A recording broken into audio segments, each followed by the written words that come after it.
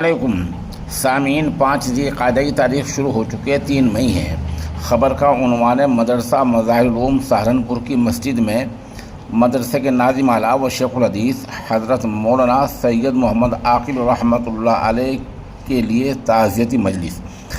پہلے عرض کر دوں کہ خبر کے آخر میں ہم وہاں جو بیانات ہیں مفتی صالح صاحب کا، مفتی عفان صاحب کا، مولانا جعفر صاحب کا، ان تمام حضرات کے بیان بھی سنوائیں گے۔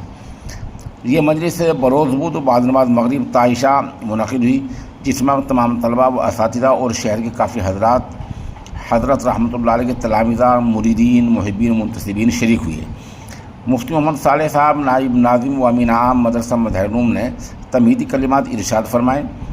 آخر میں پورے مجمع نے قرآن کریم پڑھ کر حضرت رحمۃ اللہ علیہ کی روح کو ایصال ثواب کیا، اور مدرسہ مظاہر العلوم کے نائب ناظم مولانا سید محمد جعفر جانشین حضرت رحمۃ اللہ علیہ کی دعا پر پروگرام مکمل ہوا۔ دوسری خبر یہ ہے کہ حضرت مولانا سید محمد عاقل رحمۃ اللہ علیہ کی خانقاہ میں جانشین کے طور پر حضرت مولانا کے بڑے صاحبزادے مولانا سید جعفر رحمۃ اللہ علیہ کو اتفاق رائے سے جانشین متعین کر دیا گیا ہے۔ آئندہ خانقاہ کے تمام امور مولانا محمد جعفر کے ذریعے انجام پائیں گے انشاءاللہ۔ اس طریقے سے حضرت مولانا سید محمد عاقل رحمۃ اللہ علیہ کے قائم کردہ ادارہ مدرسہ فیض شیخ کی مسجد میں جمعہ کے دن بعد نماز جمعہ منعقد ہونے والی مجلس بھی حضرت مولانا سید محمد جعفر ہی کی نگرانی میں منعقد ہوگی۔ اب آپ ان حضرات کے بیانات سنیں اور چند تصاویر مرحوم کی قبر شریف اور دوسری ویڈیو ملاحظہ کریں۔ اس پر محنت کر آدمی کہاں سے کہاں پہنچ سکتا ہے اگر اللہ کی توفیق شامل حال ہو جائے۔ آدمی کہاں سے کہاں پہنچ سکتا ہے۔ بات کرنے کے لیے تو میں نے حضرت مفتی صاحب سے عرض کر رکھا ہے،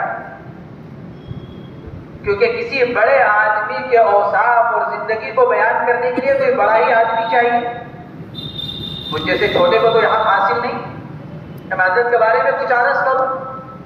عرض تو مفتی صاحب سے کر رکھا ہے کہ مفتی صاحب انشاءاللہ کچھ بات فرمائیں گے، لیکن بس میں تو یہ عرض کر رہا ہوں کہ حضرت کی زندگی ہمارے لیے مشعل راہ ہے۔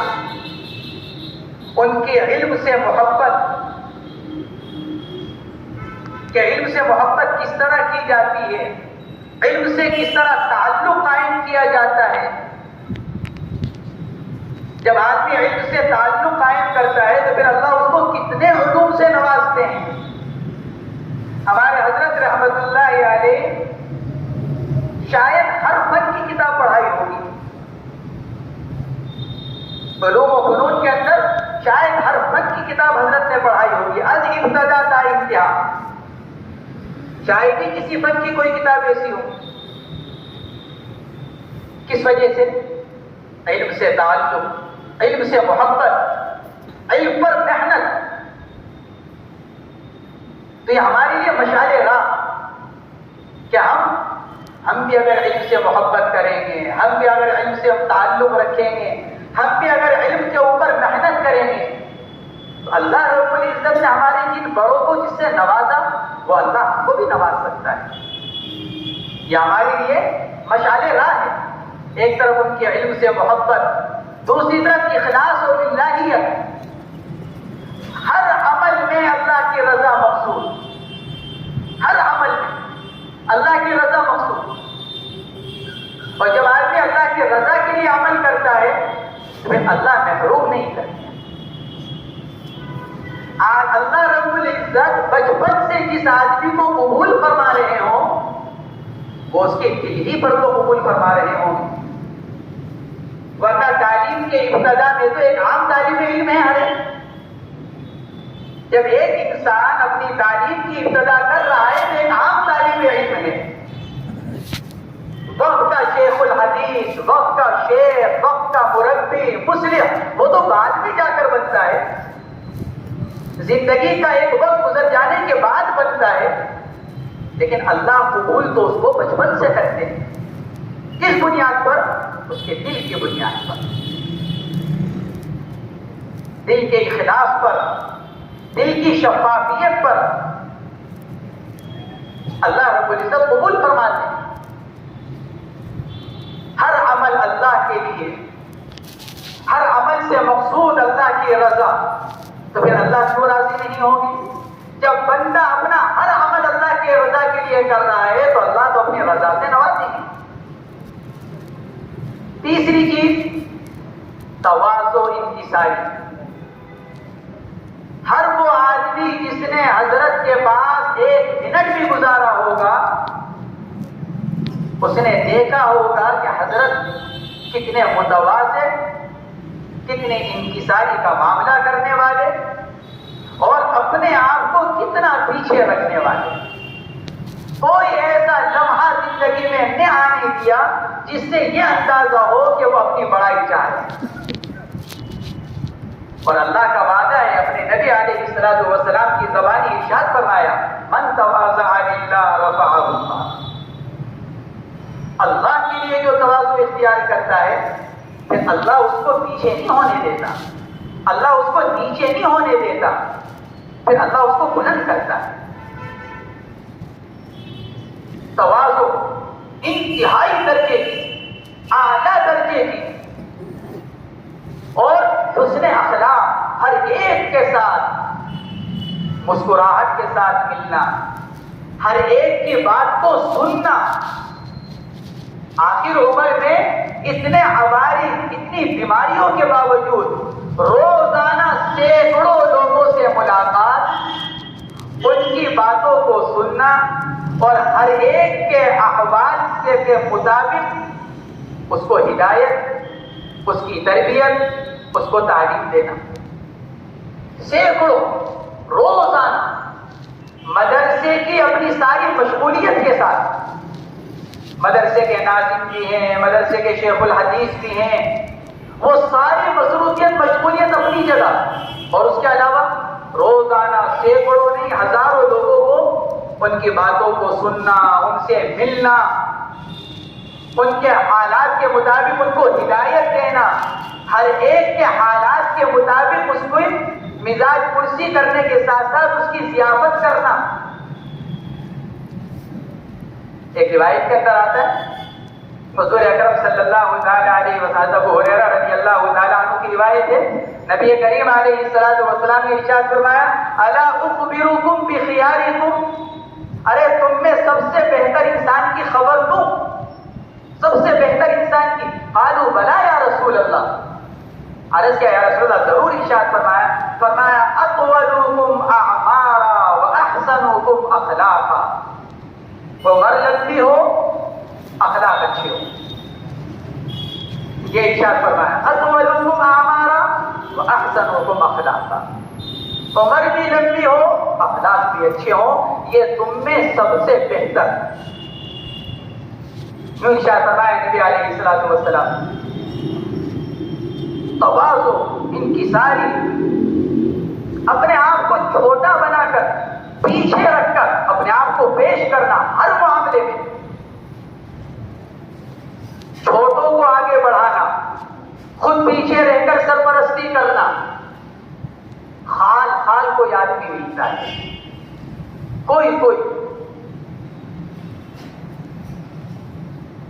یہ چیزیں وہ ہیں جن کو ہم اپنے لیے مشعل راہ بنا سکتے ہیں۔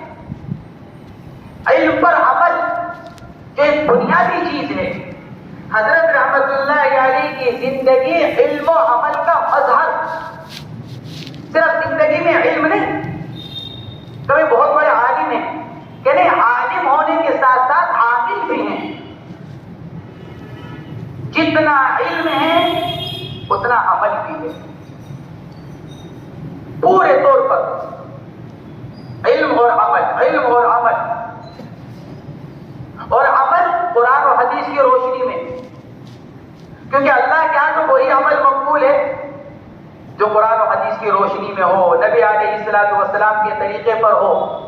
اس لیے حضرت رحمت اللہ علیہ چونکہ ساری زندگی حدیث سے تعلق رہا، اس لیے یہ کوشش رہی آنے والوں کو، ملنے والوں کو، اپنے سے محبت تعلق رکھنے والوں کو زیادہ سے زیادہ حضور اکرم صلی اللہ تعالی علیہ وسلم کی حدیث سے جوڑا جائے۔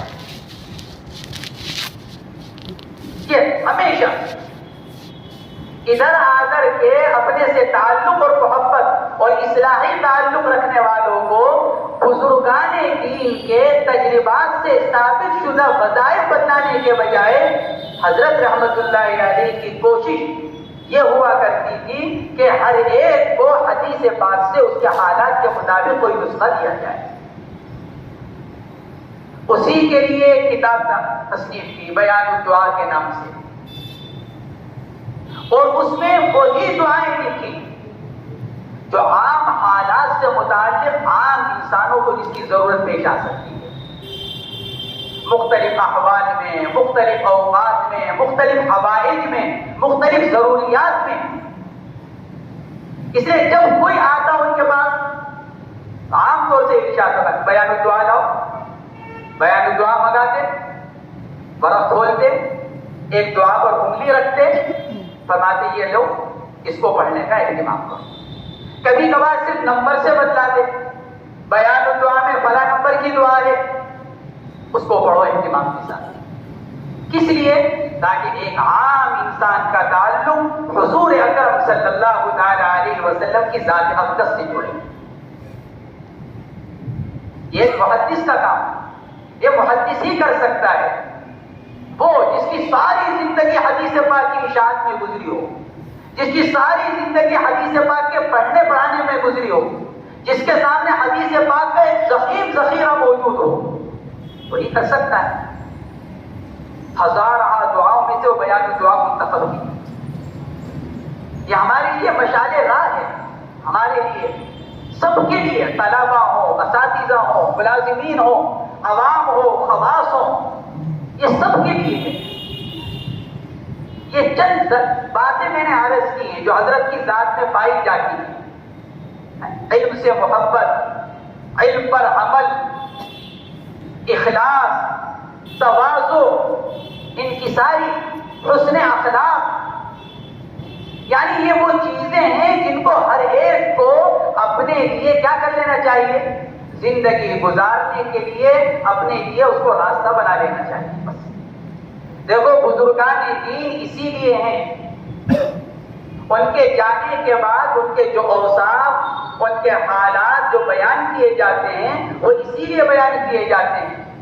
بھائی موجود رہتے ہوئے بعض حضرات نے لکھا ہے مسلم کو مردہ پرست ہے, یعنی آدمی کی عظمت کا اندازہ اس کے جانے کے بعد کرتی ہے. یہ مطلب جب ایک انسان دنیا سے چلا جاتا ہے پھر مسلمانوں کو احساس ہوتا ہے کہ وہ کیا تھا,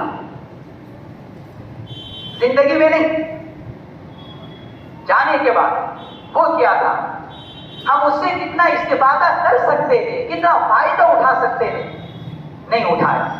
اس لیے بعض حضرات نے لکھا ہے کہ مسلمان کیا ہیں, مردہ پرست, جانے کے بعد اس کی تعظیم و توقیر اور اس کے بارے میں سوچتے ہیں کہ وہ کیا تھا. ہمارے لیے تو یہ مشعل راہ ہے حضرت کی زندگی, حضرت کے یہ اوصاف. ہم کیا کریں کہ ان کو سامنے رکھیں, ان کے عملی زندگی کو, ان کی علمی زندگی کو, ان کی تواضع, ان کے حسن اخلاق, ان کا اخلاص, یہ جو موٹی موٹی چیزیں ہیں اس کو سامنے رکھیں. اللہ رب العزت ہمیں بھی اس میں سے کچھ نہ کچھ حصہ مرحمت فرمائیں, کیونکہ آدمی جب بڑوں کے نقش قدم پر چلتا ہے اللہ رب العزت محروم نہیں فرماتا. البرکۃ مع اکابرکم, اللہ نے برکت جو رکھی ہے وہ کس کے ساتھ رکھی ہے, بڑوں کے ساتھ چلنے میں رکھی ہے. بڑوں کے ساتھ چلو, بڑوں کے نقش قدم پر چلو, اللہ اس کے اندر برکت رکھتا ہے. کیا مطلب برکت کا؟ یعنی اللہ رب العزت نے بڑوں کو جہاں پہنچایا ہے, جب آدمی ان کے نقش قدم پر چلے گا تو اسی راستے پر چل کر انہیں تک پہنچے گا. بعض شراح حدیث نے لکھا ہے مسنون دعاؤں کے بارے میں کہ آدمی کو چاہیے جب اللہ سے دعا مانگے اپنے الفاظ میں دعا مانگنے کے بجائے مسنون دعاؤں کو اختیار کرے. اور اس کی وجہ یہ لکھی ہے مسنون دعاؤں کے الفاظ جناب محمد رسول اللہ صلی اللہ علیہ وسلم کی زبان مبارک سے نکلے ہوئے ہیں, اور ان الفاظ نے ایک مرتبہ قبولیت کا راستہ دیکھ رکھا ہے. بھائی اللہ کے نبی کی زبان سے جو الفاظ نکلے ہیں وہ تو اللہ نے قبول کر رکھے ہیں, تو ان الفاظ نے قبولیت کا راستہ آسمانوں میں دیکھ رکھا ہے، ہماری گندی زبان سے بھی نکلیں گے تو اسی راستے پر جائیں گے، بنسبت اس کے کہ ہم اپنے الفاظ میں دعا مانگیں۔ پتہ نہیں کہاں الفاظ بھٹک کر رہ جائیں، آسمان تک پہنچے کہ نہ پہنچے، کہ کیوں؟ کیونکہ ان کو راستہ معلوم نہیں، لیکن مسنون دعاؤں کے الفاظ انہوں نے قبولیت کا راستہ دیکھ رکھا ہے۔ ایسے ہی ہمارے اکابر، ہمارے بزرگان دین، ہمارے مشائخ، ہمارے اساتذہ، اللہ رب العزت نے ان کو جو زندگی مرحمت فرمائی، جن خطوط پر انہوں نے زندگی کو گزارا، اللہ رب العزت نے ان کی اس زندگی کو قبول کیا۔ اب اگر ہم آنکھ بند کر کر اس راستے پر چل پڑیں گے، اللہ رب العزت ہمیں بھی قبول فرمائے، آنکھ بند کر کر۔ اللہ رب العزت ہم سب کو اس کی توفیق مرحمت فرمائے۔ حضرت مفتی صاحب یہاں تشریف فرمائیں، انشاءاللہ کچھ بات ارشاد فرمائیں گے۔ اس کے بعد ہم سب یہاں اجتماعی طور پر بیٹھ کر، اتنے سارے ماشاءاللہ طلبہ موجود ہیں، ہمارے اساتذہ، 10 منٹ مشکل سے 15 منٹ مشکل سے لگیں گے ایک پارہ پڑھنے، مشکل سے۔ ہم سب لائن بنا کر بیٹھیں گے انشاءاللہ، اور ترتیب سے ہم انشاءاللہ قرآن پاک پڑھیں۔ 15 منٹ کے اندر 10 قرآن پاک ہو جائیں گے، 15 منٹ کے اندر انشاءاللہ، سمجھے؟ اس کے بعد حضرت مولانا محمد جعفر صاحب یہاں تشریف فرمائیں، مظاہر کے نائب ناظر حضرت مولانا سید محمد عاقب صاحب رحمۃ اللہ علیہ کے جانشین، ان کے خلیفہ، انشاءاللہ دعا بھی فرمائیں گے۔ ہم سب دعا میں شرکت کر کر پھر اس کے بعد ہماری یہ مجلس پوری ہوگی۔ یہ حضرات یہاں پر موجود ہیں، اگرچہ ہم سب تعزیت کے مستحق ہیں، سبھی، ایسا نہیں ہے، ہم میں سے کسی کا تعلق نہیں، لیکن جو اولاد ہے بہرحال وہ اولاد ہے۔ ان حضرات کو دیکھ کر ایک بات یاد آ گئی، عبداللہ ابن عباس رضی اللہ تعالیٰ عنہ فرماتے ہیں، جب والد محترم حضرت عباس رضی اللہ تعالیٰ عنہ کا انتقال ہوا، ہزارہ لوگوں نے تعزیت کی، لیکن ایک دیہاتی نے جو تعزیت کی اس سے بہتر تعزیت کسی کی نہیں لگی۔ دیہاتی نے کیا کہا؟ اصبر نکن بک صابرین، حضرت صبر کیجئے، ہم بھی آپ کے ساتھ صبر کریں۔ اصبر نکن بک صابرین، کیوں؟ فإنما صبر الرعیة بعد صبر الرأس، اس لیے کہ ذمہ دار کے صبر کے بعد ہی رعایا کا صبر ہوتا ہے۔ پہلے ذمہ دار صبر کرتا ہے، پھر رعایا صبر کرتی ہے۔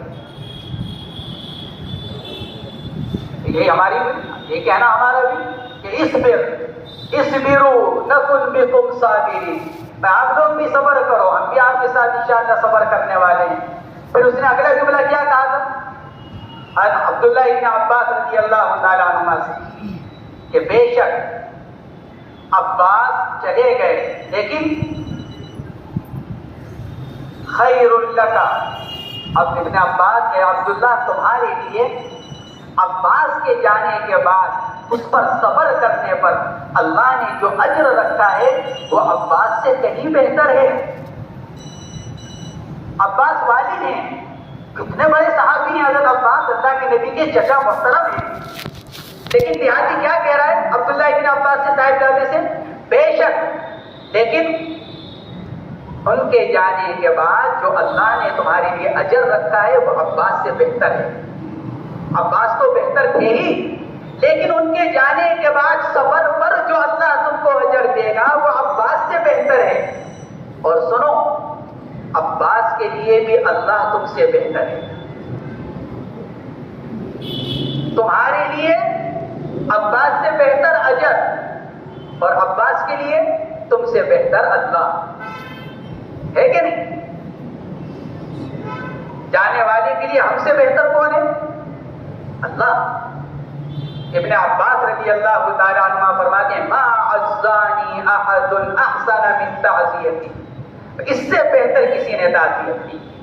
ایک تسلی ہو گئی سن کر، ما عزانی احد احسن من تعزیتی، لوگوں نے تعزیت تو بہت کی، لیکن اس دیہاتی کے الفاظ ایسے تھے کہ بس ایک تسلی سی ہو گئی۔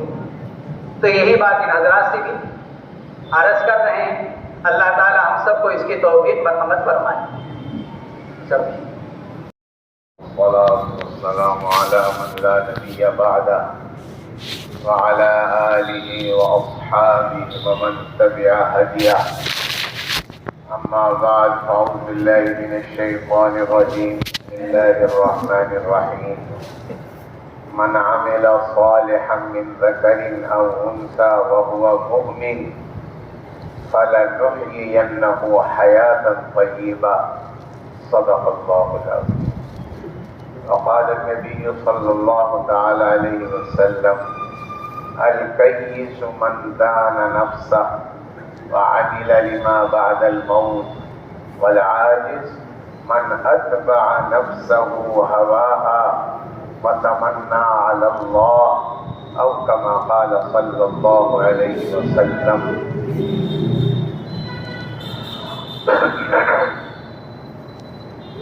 حضرت شیخ نور اللہ مرقدہ، یعنی حضرت والد صاحب کے اوصاف و کمالات بیان کیے جا رہے ہیں. انہوں نے جن کی خدمت میں رہ کر یہ اوصاف و کمالات حاصل کیے، ان کا کیا حال تھا. لندن میں تشریف فرما ہے، مولانا یوسف مطالعہ کے مدرسے میں، اور ہزار انسانوں کا جمع غفیر ہے.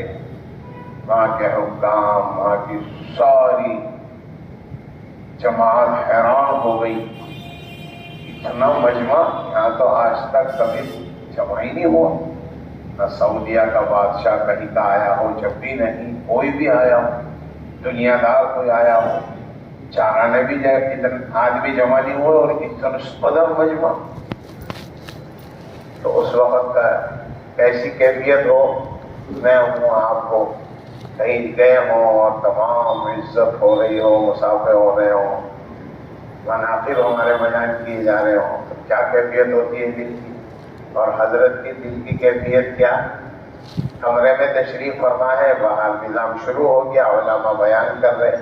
ایک بڑے عالم بیٹھے اور حضرت کے مناقب بیان کرنے کے لیے چند حضرت کے خدمت میں کچھ چند اوصاف بیان کرنے کے لیے کچھ اشعار کی قسم کے کچھ بیان کرنے چاہے، تو اتنا کہا تھا صرف انہوں نے: شیخ زکریا.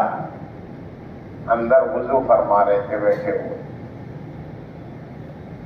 مولانا یوسف صاحب کی طرف دیکھا، فرمایا: بے وقوف کیا آواز ہے، تجھے خبر نہیں. حضور نے کیا فرمایا؟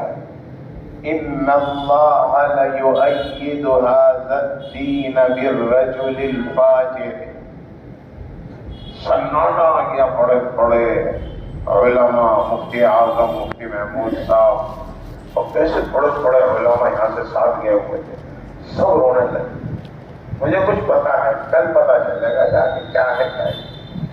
میرے والد صاحب نے 15-20 سال پہلے مجھ سے فرمایا. میں سوچ رہا بس استعفیٰ دے دوں مدرسے سے. میں کہا: حضرت کیوں؟ تو میں جتنا پڑھ لیا، اگر یہ قبول ہو گیا تو مغفرت کے لیے کافی ہے، اور اگر خدا کے دربار میں قبول نہ ہوا تو کہاں تک حساب دیتا پھر. یہ سب چیزیں یہاں کی خصوصیات تھیں. آپ حضرات ان کو زندہ کر دو. کبر و تعالی سے دور رہنا، وحشت کرنا، نام و نمود سے وحشت کرنا. کیا بتاؤں تمہیں. حضرت شیخ مولانا زکریا صاحب نور اللہ مرقدہ نے ایک مرتبہ والد صاحب سے ارشاد فرمایا: آخر جی حضرت، اس سال مسلسلات تجھے پڑھانی ہے. جب تک نانا خود پڑھاتے. حضرت نہیں، میں نہیں پڑھا. حضرت کے والد صاحب کے استاد بھی ہیں، پیر بھی ہیں، مربی بھی ہیں، سسر بھی ہیں، اتنی ساری قسمتیں، اور بالکل ان کے اشاروں پر چلنے والے. اس قدر حضرت نے اصرار فرمایا: نہ حضرت، بالکل میں اس قابل ہوں، میں نہیں پڑھا. اگر میں تجھے حکم کر رہا حضرت، میں معافی چاہتا ہوں، میں نہیں پڑھانے کا مسلسل. یہ ہمارے یہاں کی خصوصیات. اللہ تعالیٰ تمہیں سب کو یہ نعمتیں قرآن کریم کی تلاوت کی برکت سے جو خصوصیات بیان کی گئی ہیں تمہیں اور ہمیں عطا فرما. یہ اصل چیز ہے. مفتی صاحب نے یہ فرمایا, مفتی محسوس صاحب, ہمارا یہاں بیٹھنے کا فائدہ ہمارا کیا ہے اور حضرت کو کیا ہے.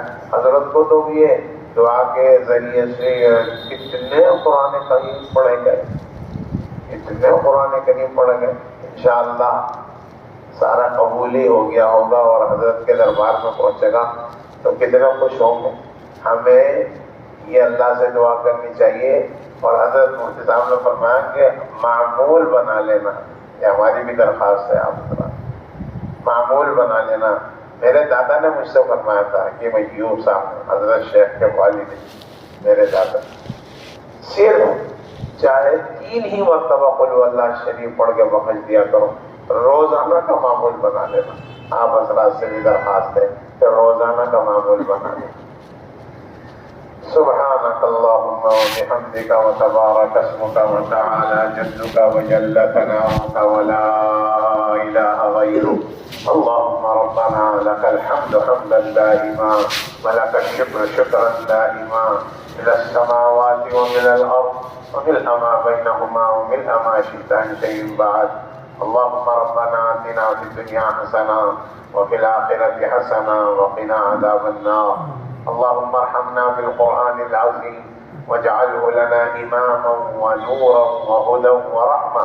اللهم ذكرنا منه ما نسينا وعلمنا منه ما جهلنا وارزقنا تلاوته آناء الليل وآناء النهار واجعله لنا حجة يا رب العالمين ولا تجعله حجة علينا يا أرحم الراحمين. اللهم اغفر لحينا وميتنا وشاهدنا وغائبنا وصغيرنا وكبيرنا وذكرنا وانثانا. اللهم من احييته منا فاحيه على الاسلام. اللهم من احييته منا فاحيه على الاسلام. ومن توفيته منا فتوفه على الايمان. ومن توفه اے اللہ الفاظ کے اندر حقیقت پیدا. یا اللہ اپنی معرفت نصیب کرو. اے اللہ اپنی ذات عالی کے ساتھ سچا تعلق اور محبت عطا فرما دے. اس قرآن کریم کی تلاوت کی برکت سے یا اللہ ہمارے اندر تواضع پیدا فرما دے. یا اللہ تواضع پیدا فرما دے. یا اللہ نبی پاک صلی اللہ علیہ وسلم کے برکت سے یا اللہ ان سب کو یا اللہ علم نافع نصیب فرما دے. یا اللہ علم نافع نصیب فرما دے. تواضع عطا فرما دے. اخلاص اور اخلاق صادقہ نصیب فرما دے. یا اللہ ہم خطا کار ہیں, قصوروار ہیں, مجرم ہیں. یا اللہ جیسے بھی ہیں آپ کے تو بندے ہیں اور پاک نبی کے امت میں ہیں. نبی پاک صلی اللہ علیہ وسلم سے آپ کا جو تعلق اور آپ کو جو محبت ہے یا اللہ جو ہم سنتے رہتے ہیں قرآن میں بھی آپ کے ارشادات پڑھتے ہیں یا اللہ ان کی برکت سے یا اللہ ہم سب کو اپنے فضل و کرم سے اخلاص نصیب فرما. یا اللہ جس کام کے لیے یہ حاضر ہوئے ہیں یکسوئی کے ساتھ ہر ساتھی کو اس میں لگنے کی توفیق عطا فرما. یا اللہ لا یعنی سے ان کی حفاظت فرما. یا اللہ موبائل سے اور ادھر ادھر کی لغویات سے یا اللہ فوٹو کھینچنے سے ہر برائی سے ان کی حفاظت فرما. اے اللہ ہر برائی سے ان کی حفاظت فرما. یا اللہ ہمارے مدرسے میں یا اللہ اس کا جو ذوق اور مذاق تھا یا اللہ اس کو زندہ فرما. یا اللہ اس کو زندہ فرما دے. یا اللہ اس تواضع کو, اس تواضع کو یا اللہ اس اخلاص کو یا اللہ اس اخلاق کو اپنے فضل و کرم سے اس قرآن کریم کی تلاوت کی برکت سے زندہ فرما. اے اللہ یہ جو قرآن کریم کی تلاوت کی گئی ہے جس کے ایک ایک حرف پر آپ کے دربار سے 10 نیکیاں ملتی ہیں. یا اللہ اس قرآن کریم کی تلاوت کا ثواب حضرت شیخ مولانا والے کی محبت آپ کی روح کو پہنچا کر ہماری سب کی طرف سے انہیں خوش فرما. اے اللہ ہماری طرف سے انہیں خوش فرما دے. یا اللہ ان کی برکت سے ہمارے مذاہب کی ہر شخص جہد سے حفاظت فرما, ہر شخص جہد سے حفاظت فرما, اساتذہ کی بھی اور ہمارے ان ساتھیوں کی ایک ایک کی حفاظت فرما. اور اے اللہ ہر برائی سے انہیں بچا لے, اے اللہ ہر برائی سے انہیں بچا لے, یا اللہ ہر برائی سے انہیں بچا لے. اور علم نافع ان کی قسمت میں مرحمت فرما دے. یا اللہ ان کو عطا فرما دے. ان کے والدین پر یا اللہ روزی کے دروازے کشادہ فرما دے. ہر برائی سے, روزی کی تنگی سے ہر ایمان والے کی حفاظت فرما. یا اللہ نماز چھوڑنے سے, یا اللہ اخلاق برے اخلاق میں پڑھنے سے حفاظت فرما. ہر بچے کو جس نے یہاں داخلہ لے لیا, یا اللہ نماز کا شوق عطا فرما. یا اللہ نماز سے کوئی دور نہ رہے, یا اللہ نماز سے کوئی دور نہ رہے بلکہ اہتمام سے. یا اللہ پانچوں وقت کی نماز ان سب ساتھیوں کو ہمارے تکبیر اولیٰ کے ساتھ پڑھنے کی توفیق عطا فرما. یا اللہ وقت ایسا آ گیا کہ اساتذہ ان کو اٹھانے جائیں اور بلال حبشی اور حضرت کے صحابہ حضور کی خدمت میں جاتے تھے مسواک پیش کرنے کے لیے, پانی پیش کرنے کے لیے, اب الٹا ہو رہا ہے. اللہ ان سب کو صحیح وقت پر اٹھ کر اپنے اساتذہ کی خدمت کی توفیق عطا فرما, ان کو وضو کا پانی دینے کی توفیق عطا فرما. نبی پاک صلی اللہ علیہ وسلم کے صدقے والد محترم کو یا اللہ درجات عالیہ عطا فرما.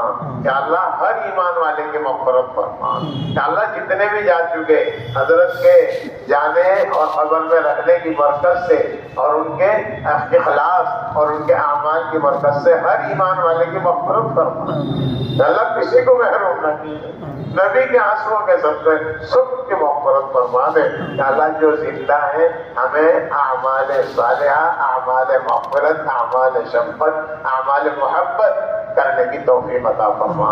نبی پاک صلی اللہ علیہ وسلم نے اپنی مبارک 63 سالہ زندگی میں جتنی خیریں مانگی ہم سب کو عطا فرما. پاک نبی نے جتنی بری چیزوں سے پناہ چاہی ان سے پناہ نصیب فرما. اور نبی کے صدقے جن ساتھیوں نے سب نے ہاتھ اٹھا رکھے ہیں ان کے دلوں میں اپنی جائز حاجتیں اور ضرورتیں ہیں, جائز حاجات کو پورا فرما, جائز ضروریات کو پورا فرما.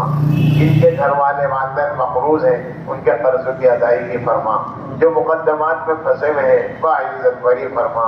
جو جیلوں میں بند ہیں باعزت رہائی نصیب فرما. جو روزی کی تنگی میں مبتلا ہے سب کو فراخی اور کشادگی عطا فرما. اور نبی کے صدقے میں ہماری دعاؤں کو قبول فرما.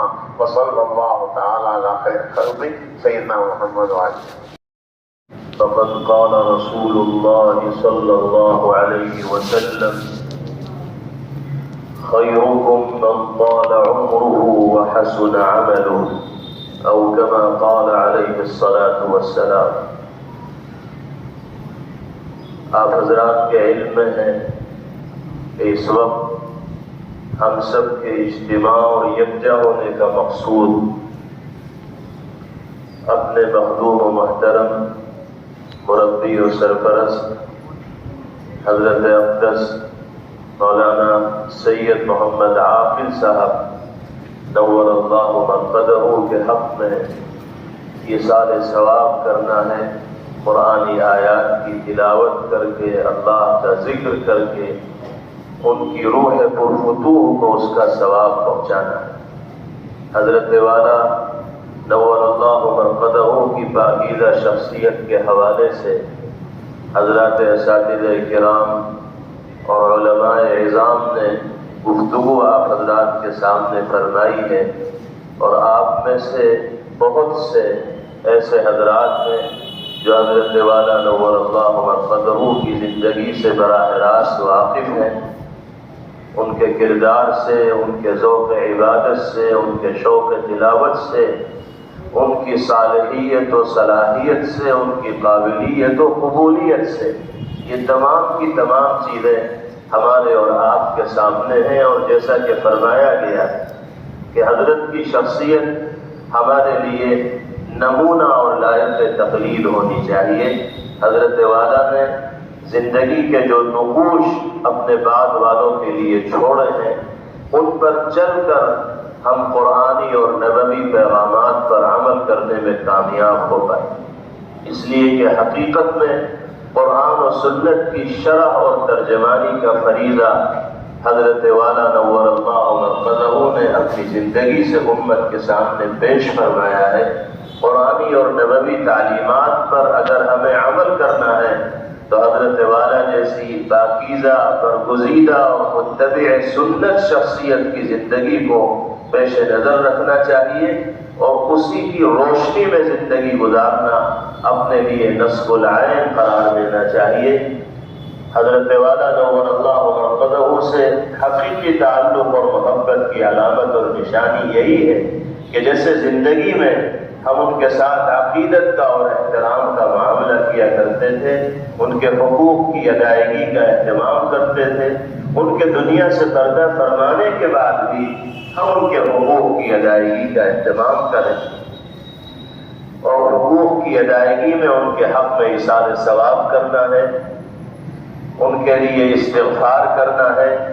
جن حضرات سے ان کے روابط و تعلقات تھے ان حضرات سے اس نیت کے ساتھ روابط و تعلقات برقرار رکھتے ہیں کہ ہمارے مربی و سرپرست اور مخدوم و محترم کے روابط و تعلقات ان کے ساتھ تھے، جو رشتہ داریاں ان کے ذریعے سے وجود میں آئی ہیں ان سب کے ساتھ حسن سلوک اور بہترین برتاؤ کرنا ہے۔ یہ وہ بنیادی امور ہیں کہ جن کو اگر پیش نظر رکھا جائے گا تو انسان کے دنیا سے جانے کے بعد بھی دنیا میں رہنے والے لوگ اپنے مرحوم کی روح کی تسکین کا باعث اور ذریعہ بنیں گے۔ اللہ پاک ہم سب کو اپنے شیخ اور استاد محترم کے حقوق کی کما حق و ادائیگی کی توفیق نصیب فرمائیں۔ جہاں تک آپ کے مقام و مرتبے کی عظمت و بلندی کی بات ہے تو پیغمبر علیہ الصلوۃ والسلام کے ارشاد گرامی آپ کے عظمت کردار کو بیان کرنے کے لیے کافی ہے۔ آپ نے فرمایا کہ تم میں بہترین انسان وہ ہے جس کو اللہ نے دنیا میں زیادہ وقت رہنے کا بھی موقع میسر فرمایا ہو اور اس نے عمل سے بھی اس کی زندگی کو آراستہ فرمایا۔ حضرت والا نے ماشاءاللہ اچھی عمر پائی اور پوری زندگی آپ کی کتاب و سنت کی خدمت کے لیے اور قرآنی اور نبوی پیغامات کی نشر و اشاعت کے لیے اور اللہ کے حبیب صلی اللہ تعالی علیہ وسلم کی اداؤں اور طریقوں پر عمل کرنے کے لیے وقت تھی۔ اس سے بہتر عمل انسان کے دامن میں کوئی دوسرا نہیں ہو سکتا۔ یقیناً آج جن راحتوں میں، آسائشوں میں اور آرام میں حضرت ہوں گے ہم دنیا میں رہتے ہوئے اس کے بارے میں سوچ بھی نہیں سکتے۔ اللہ تعالی حضرت کو کروٹ کروٹ جنت نصیب فرمائے، قبر مبارک کو انوار و برکات سے معمور و منور فرمائے، انبیاء صدیقین شہداء اور صالحین کی صف میں حضرت والا نور اللہ مرقدہ کو اللہ جگہ عنایت فرمائے اور ہم سب کے لیے حضرت کے نقوش پر چلنا آسان فرمائے۔ اس ادارے کو اللہ حضرت کا نعم البدل عطا فرمائے۔ وآخر دعوانا ان الحمد للہ رب العالمین۔ اور یہ بات اپنے بڑوں سے سیکھی تھی۔ بارہا حضرت نے قصہ سنایا کہ مولانا اسعد اللہ صاحب سے میری اکثر ملاقات ہوا کرتی تھی، راستے میں چلتے پھرتے میں حضرت کے یہاں جایا کرتا تھا تو مولانا اسعد اللہ صاحب نے فرمایا حضرت والد محترم سے کہ مولوی عاقب شیخ کی کوئی بات سناؤ، شیخ کی کوئی بات بتاؤ مجھے، تم اتنی مدت سے شیخ کی خدمت میں جاتے ہو، وہاں حدیث شریف لکھتے ہو، تو مجھے شیخ کی کوئی بات بتاؤ۔ تو میں نے کہا حضرت میں یہ سمجھتا ہوں کہ یہ شخص اپنے آپ کو عالم نہیں سمجھتا۔ وہاں اسد اللہ صاحب نے فرمایا بیٹا دوبارہ کہو کیا کہا؟ میں یہ سمجھتا ہوں کہ یہ شخص اپنے آپ کو عالم نہیں سمجھتا۔ بیٹا کیا کہا؟ پھر کہو۔ میں یہ سمجھتا ہوں کہ یہ شخص اپنے آپ کو عالم نہیں سمجھتا۔ بیٹا تم نے بالکل صحیح کہا۔ بیٹا تم نے بالکل صحیح کہا، شیخ زکریا اپنے آپ کو عالم نہیں سمجھتے، کوئی مسئلہ معلوم کرنے کے لیے آتا، فرماتے کہ میں مفتی نہیں ہوں، دارالفتہ جاؤ وہاں سے مسئلہ معلوم کرو، دارالفتہ جاؤ وہاں سے مسئلہ معلوم کرو۔ کوئی بہت زیادہ ضد کرتا تو حضرت فرماتے حضرت شیخ زکریا کہ بہشتی زیور اٹھاؤ اور اس میں مسئلہ دیکھتے، اگر مسئلہ مل جاتا تو حضرت بتا دیتے، اور اگر مسئلہ نہیں ملتا تو حضرت دارالفتہ بھیج دیا کرتے تھے کہ وہاں جا کر معلوم کرو۔ یہی حال ہمارے حضرت کا تھا۔ حضرت اپنے آپ کو عالم نہیں سمجھتے تھے۔ حضرت کا 2-3 چند سال پہلے گجرات کا سفر ہوا، وہاں بڑے القاب و آداب حضرت کے ساتھ لگائے گئے، تو بہت زیادہ تمام حضرت کے شاگرد وہاں موجود ہیں۔ گجرات میں بڑے بڑے مدارس، وہاں کے مشائخ، شیخ الحدیث وہ حضرت کے شاگرد ہیں سب لوگ۔ تو ایک مدرسے میں مسلسلات کا ختم ہوا اور انہوں نے اس سے پہلے حضرت کے لیے باقاعدہ انتظام کیا، اور ایک شخص آیا، اس نے حضرت کا بڑے عالم تھے، وہ بھی انہوں نے تعارف کرانا شروع کیا، اور تھوڑی دیر تعارف کراتے کراتے ہو گئی۔ اس قدر سخت ناگواری ہوئی حضرت کو، اور اس قدر ڈانٹا حضرت نے کہ اس کی کوئی حد اور انتہا نہیں رہی۔ حضرت نے فرمایا کہ ہم بڑوں کی نقل کرتے ہیں، یہ شیخ الحدیث مولانا زکریا صاحب کا لگایا ہوا باغ ہے یہ مسلسلات، ہم ان کی نقل کرتے ہیں، ہمارے پاس کچھ نہیں ہے، ہم صرف ناقل ہیں، اور تم لوگ القاب و آداب پہ لگے رہتے ہو، آخر کب اخلاص پیدا کرو گے، اخلاص کب آئے گا؟ تو حضرت بالکل، اور پھر حضرت نے وہاں سے آ کر، گجرات سے آ کر یہ بات ارشاد فرمائی کہ میں یہ سوچ رہا تھا کہ میرے ساتھ اتنے بڑے بڑے القاب و آداب لگائے جا رہے ہیں، آخر اس کی وجہ کیا ہے؟ میں تو کوئی اتنا بڑا آدمی نہیں ہوں، میں کوئی بڑا عالم نہیں ہوں، تو یہ اتنے بڑے بڑے القاب و آداب سے مجھے نواز رہے ہیں۔ میں اس کو سوچتا رہا، میرے ایک بات سمجھ میں آئی، اور وہ بات یہ سمجھ میں آئی کہ میرے سے مولانا اسعد اللہ صاحب نے معلوم کیا، بیٹا عاقل تمہیں کون سے فن سے زیادہ مناسبت ہے؟ میں نے غور کر کے بتایا کہ جی کسی سے کوئی خاص مناسبت نہیں، کسی سے کوئی خاص مناسبت نہیں۔ مولانا اسعد اللہ صاحب نے فرمایا کہ بیٹا تمہیں تمام فنون سے مناسبت ہے، تم تمام فنون کی مہارت رکھتے ہو، اور تم اپنے وقت کے جید عالم بنو گے، تم اپنے وقت کے جید عالم بنو گے۔ تو حضرت مولانا اسعد اللہ صاحب کے اس جملے کی برکت ہے جو لوگ میرے ساتھ اتنے القاب و آداب لگا رہے ہیں، ورنہ میں تو کچھ نہیں ہوں۔ تو یہ ہمارے حضرت کی زندگی تھی، بالکل سادہ۔ اور حضرت نے فرمایا کہ شیخ الحدیث مولانا زکریا صاحب نے ایک نصیحت مجھ کو بارہا کی، کئی مرتبہ کی، متعدد مرتبہ کی، اور وہ نصیحت کیا کی کہ بیٹا عاقل حق بات کہنے میں پیچھے مت ہٹنا، بیٹا عاقل حق بات کہنے میں پیچھے مت ہٹنا، اس پر عمل ہو اس کی کوشش مت کرنا، اس پر عمل ہو اس کی کوشش مت کرنا۔ جو لوگ تمہاری حق بات پر عمل نہ کریں ان سے منہ مت موڑنا، جو لوگ تمہاری حق بات پر عمل نہ کریں ان سے منہ مت موڑنا، ان سے اسی طرح ملتا رہنا جس طرح مل رہے۔ حضرت نے فرمایا میں نے ساری زندگی اسی پر عمل کرنے کی کوشش کی، حق بات پہنچائی، اس پر عمل ہوا ٹھیک ہے، نہیں ہوا ٹھیک ہے، لیکن ملنا جلنا اسی طرح رکھا جیسا تھا۔ اور فرما رہے تھے کہ شیخ کی اس نصیحت پر کوئی عمل کر لے تو زندگی گزارنے میں اسے کوئی پریشانی نہیں ہوگی، اس کی پوری زندگی سکون کے ساتھ گزرے گی اگر شیخ زکریا کی اس نصیحت پر کوئی عمل کر لے۔ آخری بات، ساری زندگی حدیث شریف پر عمل کیے، وہ نماز کو کچھ دیر ہو رہی تھی، حضرت کے بیماری کے ایام چل رہے تھے، نماز کو کچھ دیر ہو رہی تھی، حضرت کے یہاں وضو میں کم سے کم 15-20 منٹ لگتے تھے، حضرت وضو میں 15-20 منٹ لگاتے تھے، سکون کے ساتھ وضو کرتے تھے۔ ہم لوگوں کو تقاضا ہو رہا تھا کہ حضرت جلدی وضو کر لیں، وقت کم ہے، تو حضرت کو مکاشفہ بھی بہت ہوتا تھا، وہ ہم نے بارہا دیکھا ہے، تو باہر آئے تو بڑی ناگواری تھی چہرے پر اور بہت ہی غصے کے آثار. فرمایا کہ امام مالک کے یہاں تصویر شرط نہیں ہے، جب تک اطمینان قلب نہ ہو کام کرتے رہنا چاہیے. جب تک مکمل پاؤں نہ دھل جائے، سکون نہ ہو جائے، آدھا اچھی طرح دھل جائے.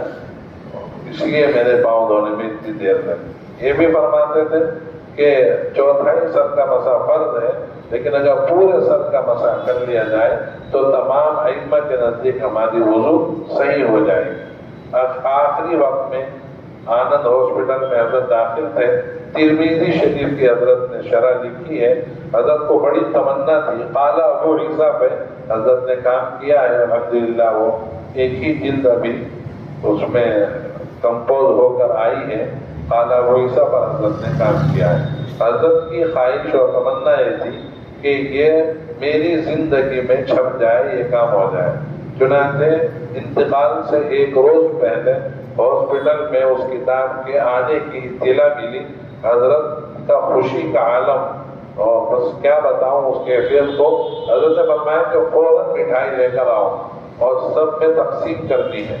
اور الحمدللہ ہماری وہ کتاب چھپ گئی، وہ کام ہو گیا. اور اتنے میں وہ کتاب آ گئی. مولوی احمد علی سے کہا کہ اسے پڑھ کر سنائیں. 10 منٹ تک سناتے رہے، پھر رک گئے، کہا پھر پڑھو، پھر رک گئے، کہا پھر پڑھو. پھر یہ وہ نکلنے کا وقت تھا ہاسپٹل سے حضرت کے. حضرت گاڑیاں آ گئی، گھر جانا ہے. اچھا گاڑی میں بیٹھ کر سنا دے تو ٹھیک ہے، گاڑی میں بیٹھ کر سنا. ذوق اور کمزوری کی وجہ سے الفاظ بھی ادا نہیں ہو رہے تھے، سمجھ میں نہیں آتے تھے. پھر حضرت گاڑی میں بیٹھ گئے، سفر شروع ہو گیا.